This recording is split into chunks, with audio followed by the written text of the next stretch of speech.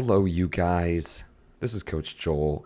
Joined with me is Coach Emily, and this is the Proclivity Podcast.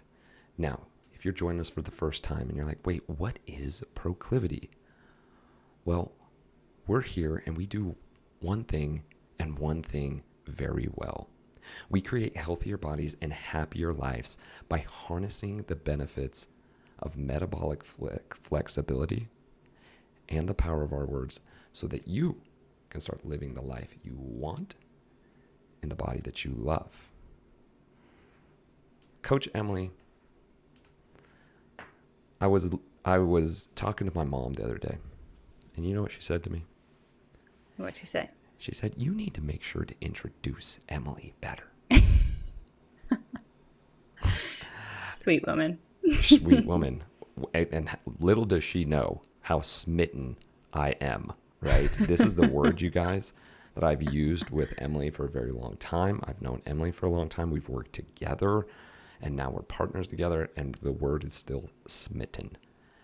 And for you guys who don't know Coach Emily, she has an extensive background in nutrition as a nutrition therapist practitioner, NTP. Yep, you got it. That is a year-long extensive program that takes a lot of time and a lot of investment. And not only does she have her NTP, but she personally, and this is where the fire comes, personally went through her own issues when it came to gut health and healing her body when the doctors kind of went, I don't know, here, get on this pill. And Emily said, psych, I'm going to go heal my own gut. And that's what she did. And when you have personal experiences like that, that changes the game. Correct? Correct. What do you think? Would my mom be proud? Yes, thank you. I appreciate it, Joel. She's the hammer, you guys. If you want to be the nail, your life will move. Emily, how was your breakfast this morning? Did you have breakfast? I actually have not. What? Intermittent fasting? Oh my gosh. Okay, then let's talk about your dinner. How was your dinner? My dinner was great. What'd you have?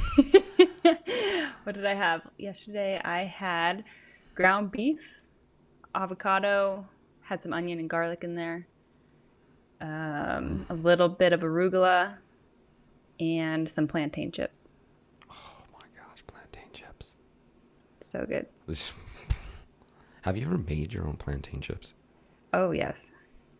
It's not worth the juice is not worth the squeeze on that one. No. Okay, you get like a handful of chips out of a whole baking sheet. Yeah, and when they're that good and you do them right, it's just like it's gone. And you're just like, wow, that was a long time to get very little, gain out of it. Yeah, tostones are much better. I do those a lot. I'm sorry, what did you say? Tostones. They're like little, it's almost like smashed potatoes, but with plantains. You just cut them in thicker portions, fry them, smush them down, fry them again in coconut oil. They're like French fries to me. It's great. What's the plantain chips brand that you get? Banana, because it's the only one I could find that uses coconut oil. Just a good oil in general. You guys, if you listen to our podcast long enough, you're going to know that we're serious about the oils here. Because then we talk about omega-6 and omega-3 balance, inflammation, which brings us to the point of fasting. My current state. Emily, let's talk about it. Guys. How you doing, Joel? Thank you, someone asked. I'm 62 hours into my 3-day fast. The longest fast that I've done before that is 36 hours. So I'm at this point close to doubling my fast from before. And I would say that today is the day that I feel body-wise the weakest. And that's interesting because a lot of data and studies that I've listened to, they say, hey, third day is where you start ramping up your energy. And there's a few things that I have experienced. One of the most specific ones is sleep, some disruption in my sleep. And last night, or I would say this morning, 4 o'clock, boom, eyes wide open. Full adrenaline cortisol hit. Bink. I was just like, let's get the day started. And I try as I might. I was like, this isn't happening. I tried to okay, I'm going to go through some breathing techniques. Right, count down from 1,000, right, or 10,000, right? We've done that trick before.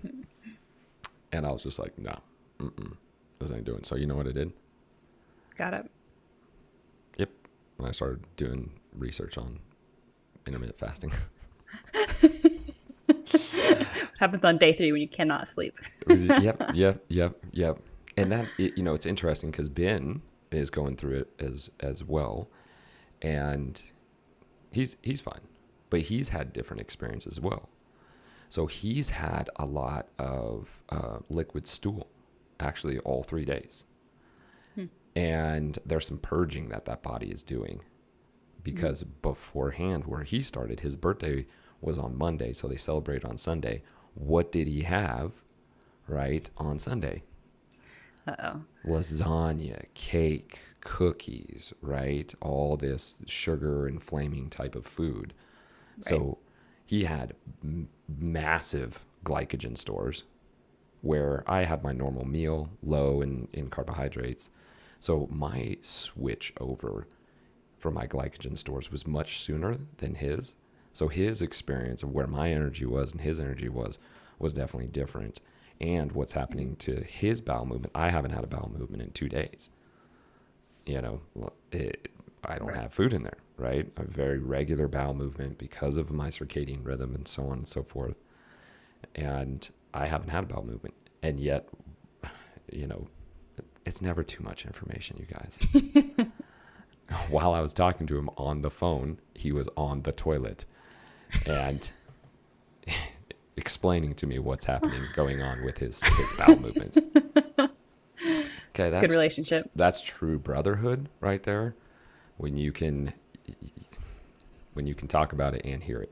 Okay. So right now, my hunger cue, perfectly. Because right now, usually this is when I'm not eating. 8 o'clock, I was feeling the hunger cues. And last night, 6 o'clock, 7 o'clock, feeling those hunger cues. Now they've gotten less and less because the ghrelin, is that how I say it? Mm-hmm. The ghrelin is lowering in terms of that hormone telling me to eat. So I'm not having so much of a I have to eat. But the circadian rhythm, because I focus so much, as we know how important that is, of when's my wake cycle, sleep cycle, when's my eating cycle. And this really, for me, highlighted how good my circadian rhythm is of when those times came up and I felt myself being hungry. Yeah, and your habits and your rituals in general.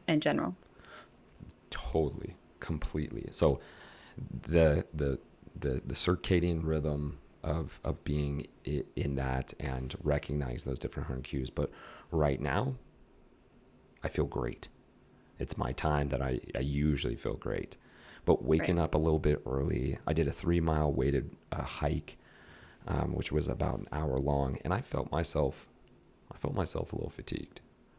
Yeah. Not massively though. Like I would still say my fatigue that I'm feeling right now is 9 out of 10 people would take the energy levels that I have right now. I've just came down from my 100% to my 90%, which is still 30% higher than majority of people are walking around. Right. So that's where I'm at right now. Do you got any questions for me on my current state? Are you curious about anything that I'm going through? Well, I was going to ask if you knew how much salt did you take in yesterday? Did you measure, or were you just a couple elements, couple sprinkles of salt? That's a great. What was that like? I'm so glad you brought that up. So the first day, I was just doing my normal. Actually, no, I did 2 element packets. Right, so Monday, 2 element packets, and this is interesting, guys. Well, Emily's gonna talk a little bit more about this. So I did 2 element packets, and then I had trouble going to sleep and elevated heart rate, like thumping in my chest. My heart, shukadunk, shukadunk, shukadunk. I was able to fall asleep, but then I woke up, same heart, shukadunk, shukadunk, shukadunk. So I don't know what time. I never look at the time when I wake up. I'm assuming, early morning, maybe 2 o'clock or something. I go out into my kitchen and I drink another packet of Element. And if you guys don't know Element has 1,000 milligrams of salt in it. Daily salt intake is supposed to be at what, 2,000 ish? That's RDA. It's like 2,400. 2,400. Okay. Yeah, it's not my recommendation. That's right. If you guys want to get into salt and sodium, right, we're here to be able to dive deep into it. But when I took it, then I was able to fall back asleep. Everything's good. So Tuesday, I end up going 3 packets. Right, that was yesterday. 3 packets. Still woke up later though. This time I looked at the clock. When I got up, it was 4. And I went and took another, half a packet. But I was noticing same type of feelings, a little bit less and delayed. So, I'm breaking the fast today, so I'm still sticking to 3 packets because I'll be eating later on today. But I doing my own research, there from Rob Wolf actually was saying like, hey, when you're fasting, you need to be up more towards like the 6,000 milligram range of salt. Yep. And even more if you're sweating. And even more if I'm going on a hike, or I'm going through some, a long run or so on and so forth. And so that is something that I'm taking into the next time that I go into a 3 or 5 day fast, is like, hey, really lock these things down for the comfortability of it. Because there's also other research out there that says, hey, within your cells, you have what you need, the minerals, right, the sodium, the so on and so forth. But it may make the fast more uncomfortable. Right. And if you want to keep up your exercise, that's another part of it too. So with that said, one, why was I having those reactions? And 2, what would be your suggestion the next time I go into my fast? Yep. So when you are fasting, your insulin is not up as high. When your insulin decreases, again, when you fast between meals or when you're on this 3-day fast like Joel, your body excretes more liquids. Your kidneys are getting more depleted of sodium, especially. So your needs for sodium, or electrolytes in general, specifically sodium, are increased. So having more will help hydrate you better. Usually the symptoms with dehydration are similar to low blood sugar, so they can get confusing to people. They're not sure which one it is, but usually when you're fasting, it's because of the dehydration a little bit more. So the lightheadedness, muscle cramps, maybe a headache, and sleep disruption. And so in order to feel, like you said, be more comfortable with those things, intaking more sodium and more electrolytes in general is going to help you out a lot. And so what I'd recommend for you next time is to shoot for at least that 5 gram or 5 milligram or 5,000 milligram mark a day minimum. And then if you're working out, shoot for up to 10,000 milligrams. Boom. So that makes me feel a lot better. Due to the fact, because you know how important sleep is for me. Yes, right? Everyone. The elixir of life, guys. Our title sponsor is 8 Sleep. If you guys don't know 8 Sleep, I'm going to throw it in there, right? I'm going to do a plug real quick. Go to 8sleep.com. Head on over there. Check out the technology they have when it comes to getting the deepest and most restorative sleep. Guys, if you're not sleeping, it's the number one thing. What I found out, Emily, over the last 2 years of coaching is that now I start with sleep. You want to manage somebody's day, start with sleep. I was just talking to my brother Ian, and we were talking about getting onto it, but he was having, just talking about general fitness, health, and wellness. And I started asking him, tell me about your sleep. What's your sleep schedule, right? When are you putting down your kid? When are you eating? And it was completely backwards from when he felt the best, which was going to bed at 9, getting up at 5. Now what he was doing was trying to work out after he put his kid down, then try to eat late. Now he's eating at 8:30. Now he's not going to bed until 10, 10:15, 10:30. His sleep is disrupted because he's put food on his stomach late at night. Then he's trying to get up early and he wants to work out, but he's too fatigued and tired. So then he feels rushed throughout the day, and the cycle just goes on from there. Mm-hmm. And so I know we're taking a side jaunt there, but I have found that is the best way to then manage somebody's schedule. No, because if I manage when you're going to sleep, then I can manage when you're eating. When I manage when you're eating, then I can work backwards and be able to look at the rest of your day, where then we can manage your dinners, your lunch, and your breakfast, and find out what you need to be doing to protect your time and to be able to create yourself or put yourself into more a parasympathetic state. Do you agree? Yeah, 100%. And not only from the reasons you listed, but also because most people struggle with either over or under eating. And when you get your sleep down, your cravings are lower, your digestion is better. And then you're also going to be more in touch with your circadian rhythm, which helps with those natural hunger cues. So, yeah, all the things. And hormonal balance. Yep.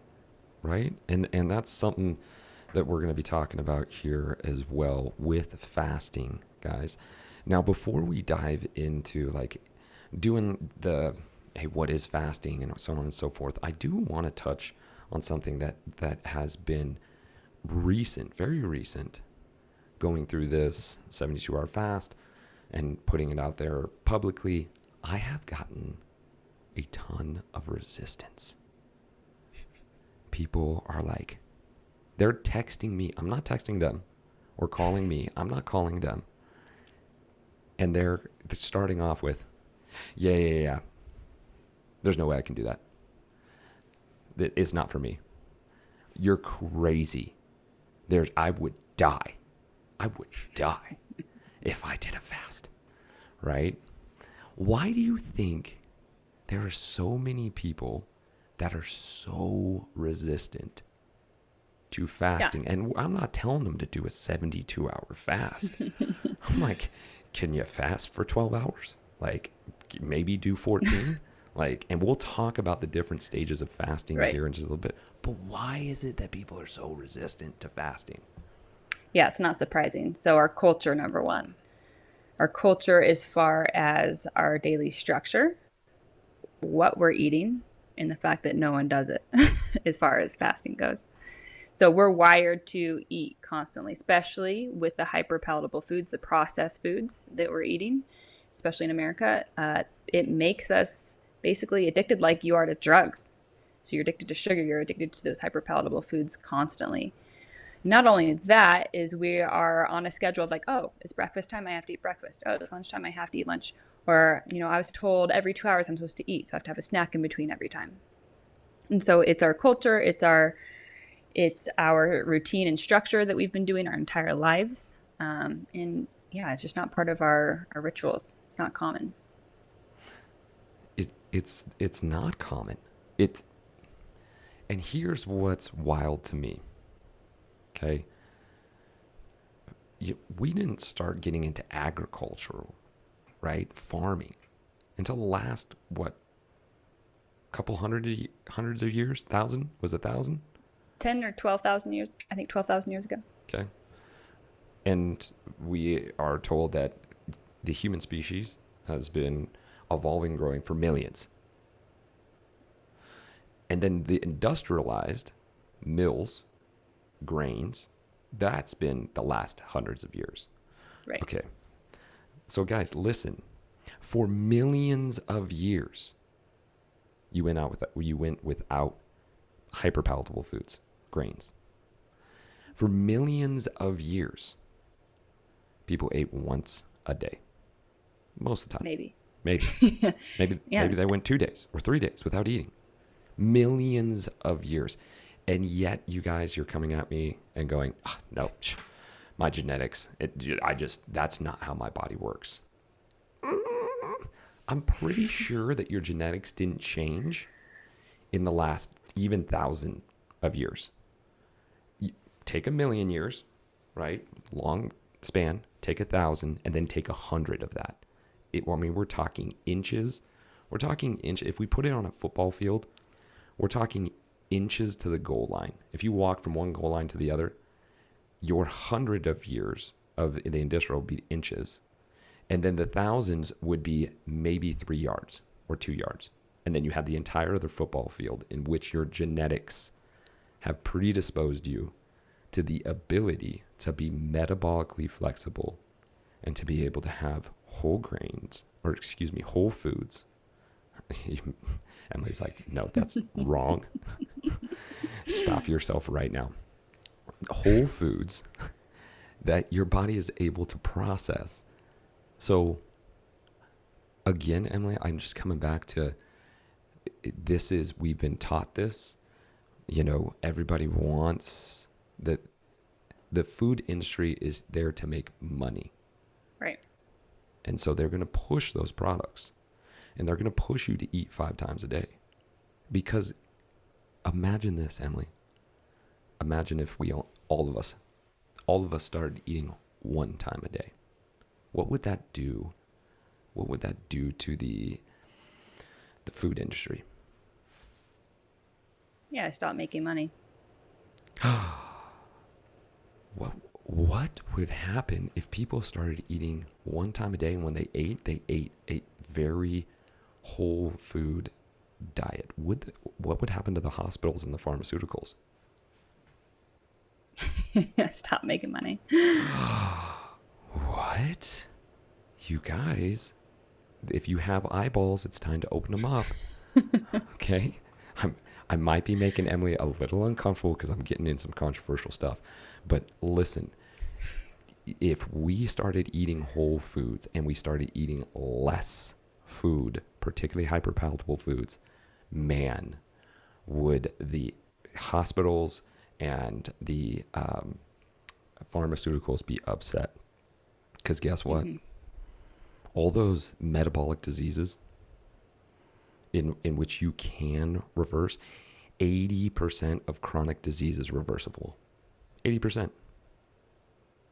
Shout out to Jill Concepts. She threw that out to me the other day, and I was like, I'm taking that. 80% of them are reversible, guys. And so it's something to be able to have our eyeballs on, and why people are resistant to fasting is because what you are being fed, how often you should be eating, what you should be eating. You got to have so many carbohydrates for your workout to work. Guys, you have so much glucose and so much glycogen, right? There's very few people that need a ton of preloaded carbohydrates. Would you agree to that? Yeah, I would agree. I think where a lot of people get this information of, for fasting, women shouldn't do it, or, there's a lot of that out there, or it's too much for me, especially if I'm working out, which yes, it can be for some, but usually it's because of our lifestyle these days as well. Our culture is go, go, go, work, I'll sleep when I'm dead, that kind of thing. So it's when you stack all those things up, that's when it can become a problem for sure. But overall, if you have a baseline minimal stress, then most people are good to go. And is highly beneficial. Yep. Right? So yeah. To Emily's point, if you're sleeping 6 hours a day, right, and it's crappy sleep, and you're stressed out throughout the day, and you're not drinking water, and you're not getting enough vitamin D, natural sunlight, if you don't have these base things down, guys, that's free. That's free. I would say majority, if not all of the people that are listening right now are vitamin D deficient. Would you say that's, I mean, I know that it's a bold statement, But majority of people are vitamin D deficient, yes? Yeah, I don't know the exact percentage, but I know it's the majority. See, there you go. There Emily goes again. She's so good. She keeps me in check. Because I'm just going to fly off the handle and just tell you guys, you need to go on if you follow me on Instagram, I do my 15-minute sun walks. Yes, guys, I do it in the middle of the day. And guess what? I don't wear sunscreen. But I make sure that I'm only in the sun for 15 minutes or less. And guess what? I get my vitamin D and I don't get sunburnt. It's crazy. Who told you to put on sunscreen? We're not going to get into it.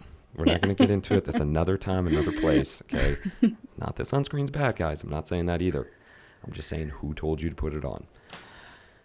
Okay. We're on fire right now. You are. I like it. And that's at 62 hours, fools. Come on. Emily. Yes. In a nutshell, tell our listeners, if they don't know what fasting is, what is fasting and what are the health benefits? Fasting it's broad. So simply put, it's to go without, usually meaning calories. So fasting can be, for a couple minutes, a couple hours, for a couple days, like Joel.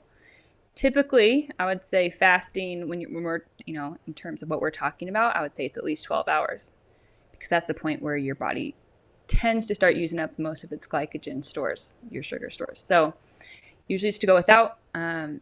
Does not mean water. You can have water. Some people can have coffee, sometimes tea, the electrolytes. But usually it's calories. The benefits, there's a laundry list of them. So many benefits. I would say the most important thing to keep in mind is it decreases inflammation and it helps with our aging process, the two main ones. But it helps with everything in regards to metabolic stuff, issues, blood pressure, diabetes, so many things. I don't know what it doesn't help with. Mm-hmm. Exactly. Yeah, any level of diabetes, pre-diabetes, insulin resistance, diabetes. I mean, not type 1, but type 2. So a lot of the chronic diseases that people are facing today, fasting would help. Yes? Yeah. Even cancer. So it fights pretty much everything. Yeah. I don't know if I can say everything, but pretty much. Okay. And guys, listen, if you've listened to this podcast, you know that Emily is very, very key on what she says. And if she's saying that it helps with a laundry list of things, all right, all the people out there that are resistant, start listening. One of the things that she said, which is really important, anti-aging. Now that's thrown around a lot, from a lot of foo-foo doctors to doctors that are trying to sell you this anti-aging cream, this anti-aging pill. Take this anti-aging drink. When we're talking about anti-aging and fasting, what do you mean by that? What could people benefit? What's the anti-aging components that are going to happen when you fast? Yeah, so no matter what, as we age, we will eventually deteriorate or get one of these metabolic issues. It's just what happens when we age. But fasting can prevent that from happening at an earlier age. And so what fasting does is it helps with autophagy, meaning cellular recycling. So it helps with that process. It helps regenerate new cells, new neurons in our brains and new cells in our bodies. And so that helps provide more resilient, better working, better functioning cells for our body. And cells are the building blocks for everything. So it takes out the old and it brings in the new. Yep. We're just birthing. We're birthing. I'm using that. Birthing new cells. What does birthing relate to? New life. Oh, you want a young life, a new life, regenerative process. This is going to help you. Not only, it's going to make your skin glow, right? It's going to make your hair nicer, right? It's going to help with your brain function. Oh, everybody out there who's resisting me when it comes to their fitness, oh no, it's going to take away my gains. Wrong.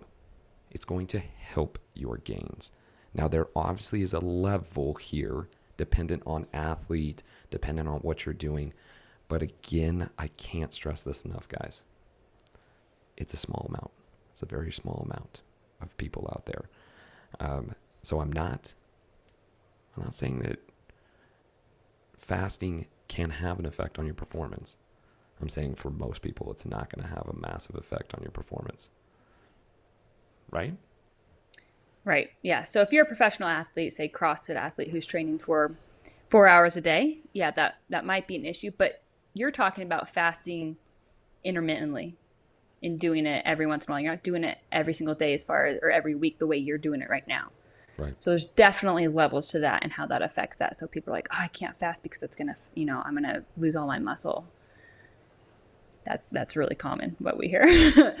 It might if you do 3-day fasts every single week, of course. Yeah. But if you do that every once in a while, or if you even just practice 12-hour fast a couple days a week, it's going to help in that process, is because it helps your growth hormone. So when you go into that fasted state, your growth hormone will increase, which is what helps preserve and build lean muscle mass. And where is, and maybe you know this, I already know it, so I'm going to say it regardless, but I'm going to ask you, at what time is most of our I know you're saying growth hormone. growth hormone produced? At what time? Yeah. Actually don't know this off the top of my head. Yes. Oh, you guys, I'm capturing Emily in a moment. I'm going to say the afternoon or evening, but I could be wrong. Nighttime, when we're sleeping. Yeah. It's our highest amount of growth hormone. You guys, I'm here. Okay. Give me a little break. 62 hours. Okay. Not eating. But our growth hormone, that's what I'm saying, human growth hormone, HGH. Growth hormone is produced at night when you're sleeping. So this is, again, comes back to our point earlier. Hey, you want your gains? Sleep. You can lift weights all you want. But if you're not sleeping and you're not getting HGH, your muscles aren't going to change. Maybe a little bit, snippets. But majority of your human growth hormone is produced at night. And when you're in a fasted state, it just 10x's it. Mm-hmm. Literally 10 to 20x the amount of human growth hormone when you're in a fasted state. Wow. If you're an athlete and you made it this far without being like, no, I refuse, and there's no way that I will ever do a fast, you might be leaning in now of going like, wait a second. My muscles can get better when I sleep and in intermittent fasted state. Yes, that's what we're saying. And again, I think people, they're resistant because when they think of fasting, they think of 24, 72-hour fast, which again, that is still helpful. But for an athlete, you don't have to do it that crazy. Still, the intermittent fasting, like we said, the 12 to 14-hour fast is still fast, still beneficial. Oh, 100%. And listen, guys, I do these long fasts once a quarter, every 3 months. Because guess what I'm doing right now that your body is not doing unless you're on 72 hours? My body is autophagizing. That's it. I made that up. Okay. But I am regenerating massive amounts of cells right now because I'm in this prolonged, longer stage, because there's stages to this, and we're about to jump into that. There's stages to this. And right now I'm regenerating a ton of cells. So I'm going to feel superhuman in the next couple of days, making sure that I break my fast correctly, which we're going to get into as well. I'm going to feel freaking superhuman. But to Emily's point, you don't have to do a 72-hour fast every week. The people that do 72-hour fasts every week, those are the people that have serious disease, cancer, and so on and so forth, and they're doing everything they can to regenerate cells. But if you are a normal person, every once in a while, doing a cleanup is going to be beneficial for you. Agreed? Agreed. Yes. I always feel good when Emily agrees with me, because then I know it's real. It's like the gospel. All right, so let's get into the phases of fasting itself, because this is really important. because it's going to touch to the people that are very resistant. If they understand how the body is working when you have your first meal at hour 0, and then moving into as far as 72 hours. So we're going to go through 3 phases. We're just going to go through 72 hours. From the moment that we eat to about 3 hours later, remember we've said 3 hours before bed. There's a reason that we said that. From hour 0 to hour 3, we are in an anabolic phase. That's thrown around specifically with bodybuilders, powerlifters. What's happening in that phase? We've just digested food. What's happening with the body? Yeah, our body's using the glucose that we just digested. So our insulin is up. It's grabbing onto the glucose, and it's either using it for energy or it's storing it, depending on what your needs are, what your energy or your activity levels are. And so for, on average, those 3 hours, your body is using that up and it's circulating. And this is important too, because it's going to matter. Did I just get done with a massive Metcon or a long run? That's going to change how much carbohydrates I should have, because too much carbohydrate, then we all of a sudden have insulin that comes in. And when our insulin is too high, this is one of the reasons of inflammation, right? And chronic disease is always being in a constant high with our insulin. So with that, does it matter the amount of carbohydrates dependent on our activity level and what we're doing? Yeah, for sure. So anytime we eat with any level of glucose or carbohydrates, our insulin is going to rise, because that's what monitors our levels.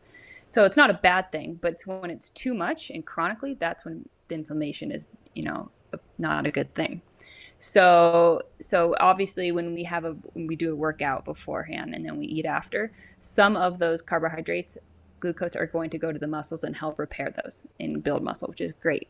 But when you have too much, it gets stored as fat, and that's where it stresses our liver out and then starts to cause more inflammation. And those increased insulin levels chronically over and over again throughout the day, every single day for weeks, years, that's what causes the issue.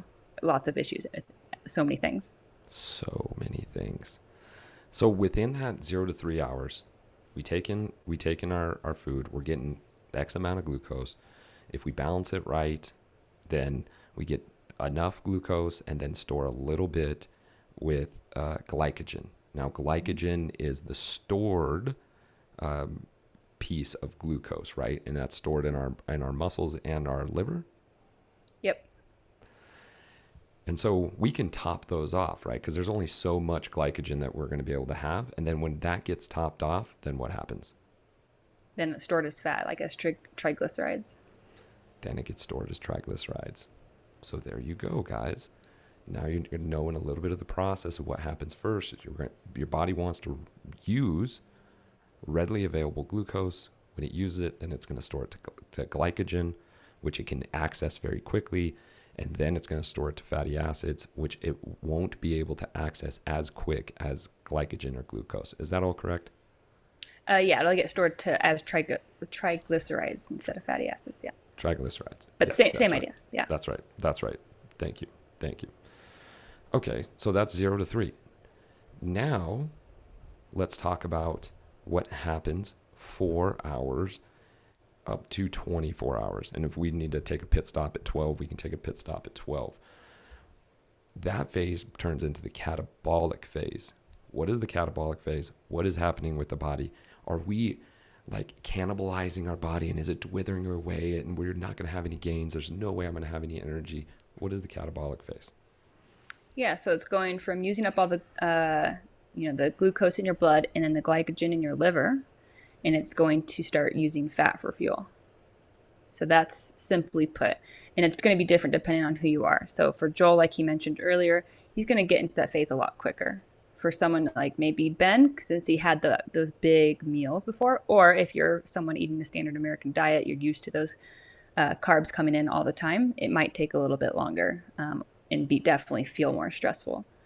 And so during that process, that is when your body will start to use fat for fuel.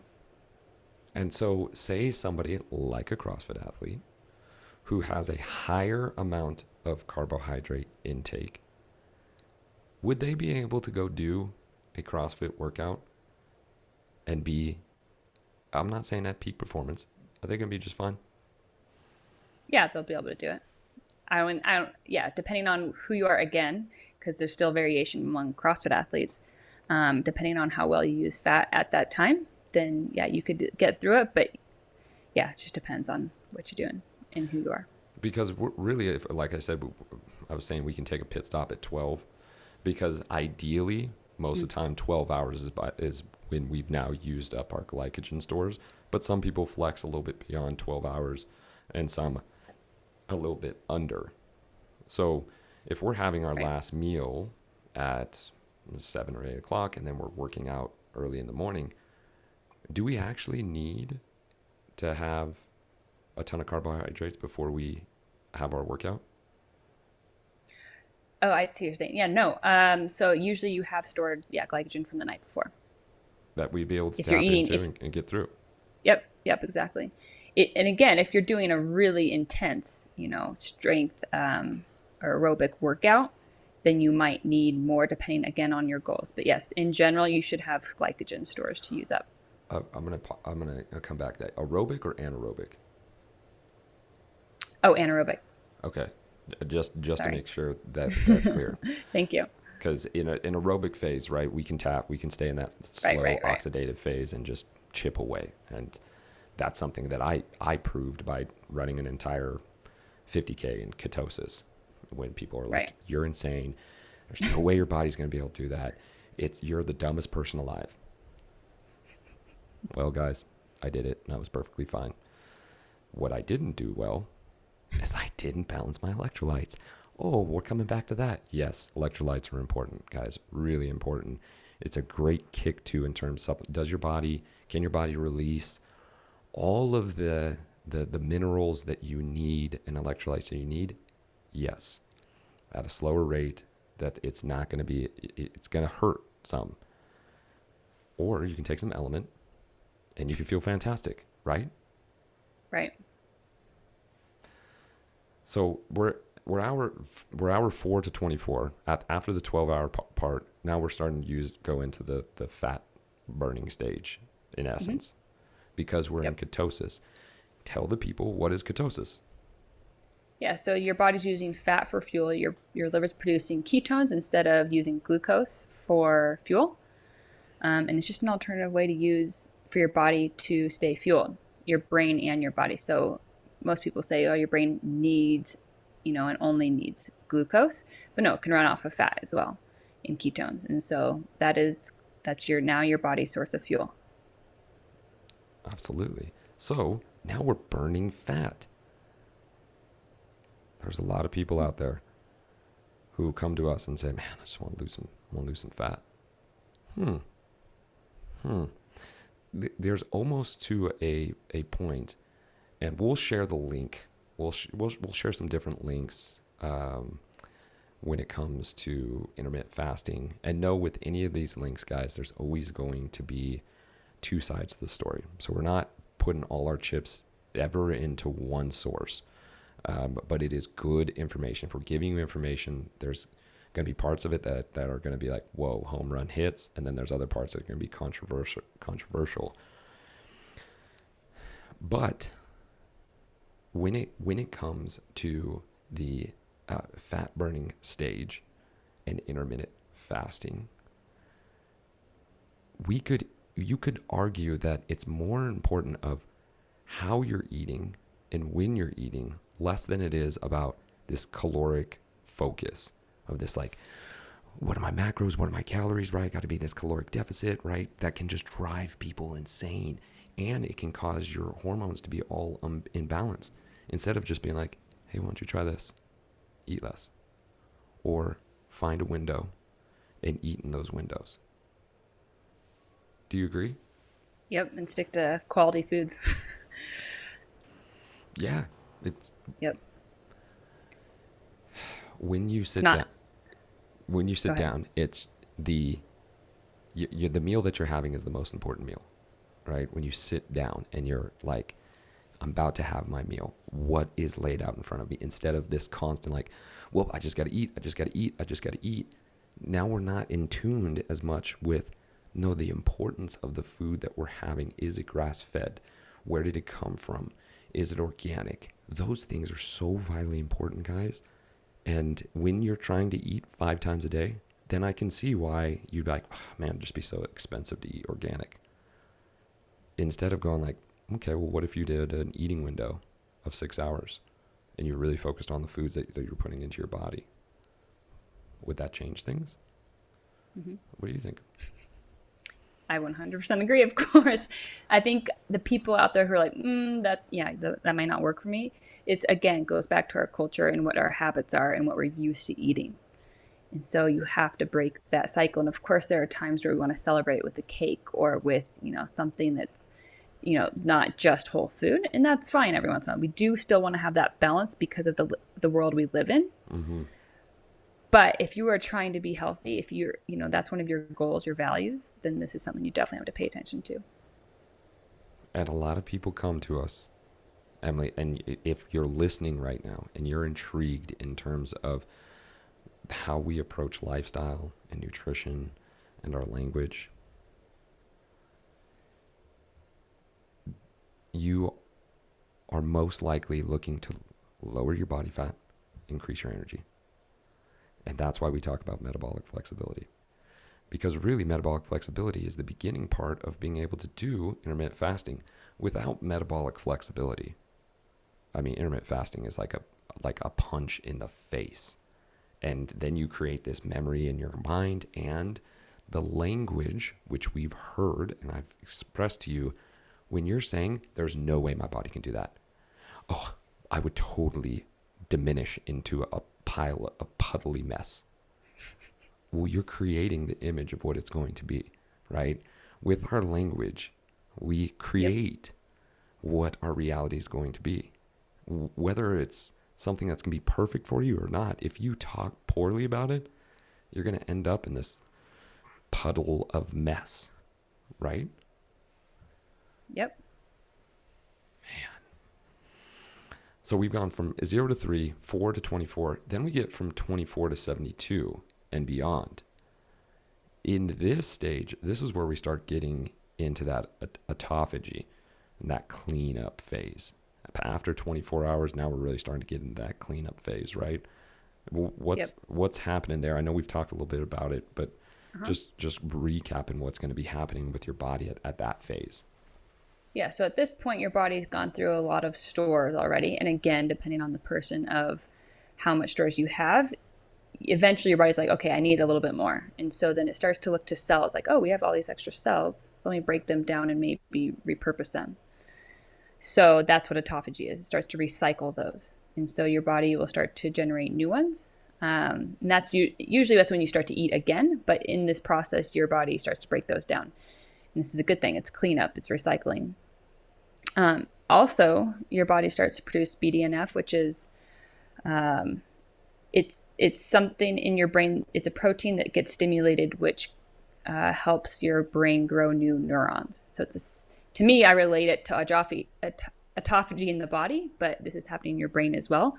Helps produce those new neurons, which helps with learning and memory. So another huge benefit. So again, in that same phase, that will happen as well as like you mentioned earlier, human growth hormone will increase this too. So all these great things. Dang, you guys. So now we're sitting here telling you can get beautiful skin, beautiful hair, your eyes will get sharper, your brain will literally create new neurons. Okay? If you felt like you took too many hits in the head back in the old days, right? Maybe had too many whiskey shots. Well, you know what? It's time to regenerate some of those neurons, okay? And human growth hormone. Oh, I can make my muscles. And what do people come to us so often? Lean. I want some lean muscles. Which again, Coach Emily, I don't know how you feel about lean muscles. Yeah. Right? How does a muscle get lean? Is that a thing? Can you speak to the people? Can you speak to the people on that? So usually people, what they mean is they don't want to get bulky, but they want to have muscles, but they don't want as much fat. So I still use that because that's what people know. But yeah, I don't like that term either. Yeah, as coaches, guys, this is what happens when you talk about being lean, and this is again, which comes back down to language. What we're saying, because if you just say lean, one of the greatest things that I like saying, right, to give you guys a point in language. I got this bad back. I'm sorry. What'd you say? You have a bad back. Did it cheat on your wife or husband? Did it steal your finances? That's a bad back. That's such a bad. Oh, no, you have tension on the right side of your back. Why is this important? And when I twist, I feel a twinge. Now we're starting to recognize exactly where it's at, where it hurts, where the pain point is, so that we and your central nervous system can start being aware of it and start fixing it. When you just say your back is bad, you're not giving yourself any direction, nor are you giving your central nervous system any direction on what things hurt it, what things bother it, where you find tension, so you can start fixing it. And this is the same point, and I know we're going a little off track, but hey, it's a Proclivity podcast. We get to do what we want. But this is the same thing when we're talking about lean muscles. What's actually happening? We're decreasing our body fat, and we're actually increasing our muscle mass, Right. which makes our arms or hips or butt or legs seem more defined. Oh, so it's really about losing body fat and continuing to grow my muscles so that I have a more defined look to my arms specifically, legs specifically. Right? Mm-hmm. Yep. Spot on. Freaking spot on. 62 hours into a fast, you guys. And dude, I'm superhuman right now. I'm regenerating cells. What are you doing? And I'm I just- and I was gonna say, in me, I ate dinner at 5, and then I actually got a little hungry and had a snack around 7. But I haven't eaten since then, other than my element, and I feel much more sharp, just doing this podcast compared to when I eat right before, because I've done both. Yeah. Yeah. In that catabolic phase, right? Mm-hmm. I can't, but I can, and I will. Your mental clarity when you're fasting is massively different. It's one of the number one things that people talk about by doing even just 14-hour fasts. They talk about the mental clarity. I mean, you feel sharp, you have this sustained energy because you're getting into a metabolically flexible body that's able to tap into sustained energy instead of up and down spikes. And so then you have that consistent flow into your brain. Your brain is solid and focused in. I don't know how by the end of this, you guys don't want to fast. I don't know. I don't know. So with that said, Coach. Yep. How do people start off fasting? And I'm going to give you an avatar. And I want you to walk us through the way that you would move them through to the point of doing a 72-hour fast and regenerating cells. So this person is 32 years old. They eat when they can because their days are full of craziness. Most of the foods that they're eating, they start off, if they have, they're going to grab a bar, maybe some granola and yogurt with a bunch of fruit, or maybe just a banana and coffee out the door. Then they're going to stop by at lunch, right, and grab what's ever closest to the office. Then when they get home, usually they're opening up the cupboards first because they're so ravenous, and they start eating anything out of the cupboards, not the fridge, while they're waiting for dinner to be made. Then they go to eat dinner. They don't end up eating too much of their dinner because they already had a bunch of hyperpalatable foods.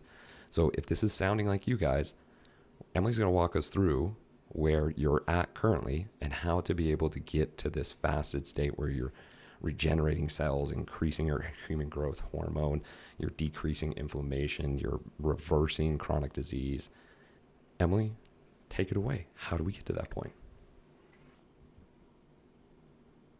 right? So again, first and foremost, protein and fats from whole food sources.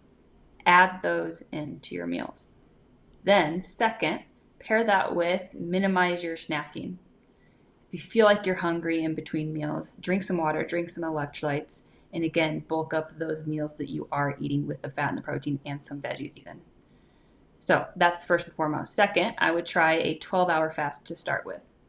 So if you eat it, you're done eating by 7 p.m. at night, you don't eat again until 7 a.m. in the morning.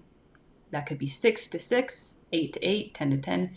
Ideally, we are eating a little bit earlier in the evening, so then that, I would recommend at least before 8 p.m. Next, I would, do that for a couple days up to a week, and then try a 13 or 14-hour fast, depending on how you're feeling. If you're feeling great, go to that 14-hour fast. If it's still a little tricky for you, go to that 13-hour fast and maybe do that a couple days, and then do your normal routine. Couple days, normal routine. Get your body used to that, and then jump up to that 14-hour fast. And then add a half hour or hour until you get to the 16, maybe even 18-hour mark. And then experiment there. Again, see how you feel. And then go back to eating normally in between there if you want. We want to make this a balanced approach. And then, after a couple weeks, a couple months, if you're feeling good, go for the 24-hour fast. Make sure you're hydrated, you have those electrolytes. Then eat regularly for a while. If you want to, go for the 36-hour fast, go for that one too. And then, like Joel, if you want to get extra, do the 3-day fast. But again, make sure you're feeling good in those fasts leading up to it. If you're not, you need to do some work to get more metabolically flexible, whether that be through the tips I just recommended or working with a coach. There it is, guys. Step-by-step approach to be able to start with intermittent fasting or multi-day fasting. The very first approach is making sure that you're metabolically flexible. If you're looking at that or you don't know what metabolic flexibility is, that is what we do. Remember, we do one thing very well. We create metabolically flexible bodies, and we help to empower your mindset so that you can break the old habits and sustain new lifelong habits. Having metabolic flexibility starts with the whole foods and being able to have the appropriate nutrients that you need to then start extending to intermittent fasting or fasting. But it starts with having that metabolically flexible body. This was informative, Coach.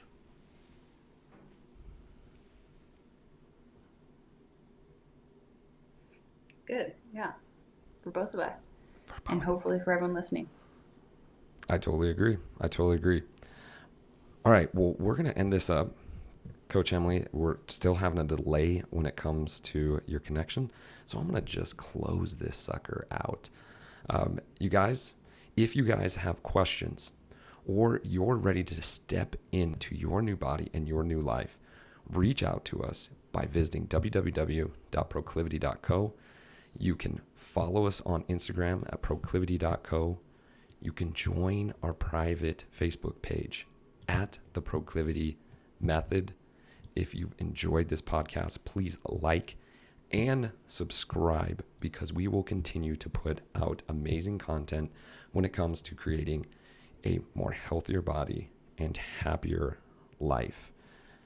Coach Emily, as always, it's fantastic to have you on the show. You are a dream, and I'm smitten over you and having the ability to have you as my business partner. We are only going to go up from here, guys. If you want to get in on this, the time is now. Until next time, you guys, have a fantastic day, fantastic week, and remember, it's okay to not eat. See you next time.